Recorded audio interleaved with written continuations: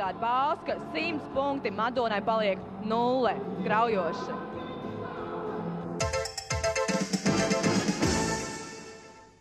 Un cīņa.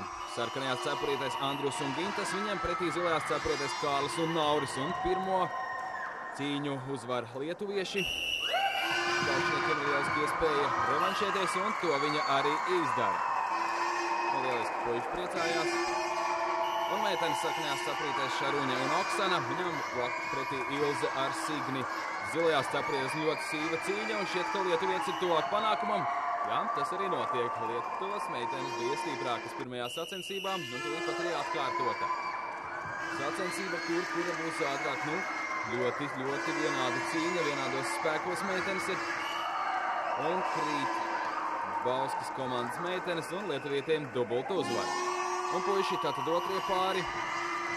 Zilajās cepurītēs Bauskas komando, viņi izcīna pirmo uzvaru. Vai cik ātri viņi iztuvo savus kolēģus no Lietuvas ārā, un jā, arī otrs tikpat viegls panākums.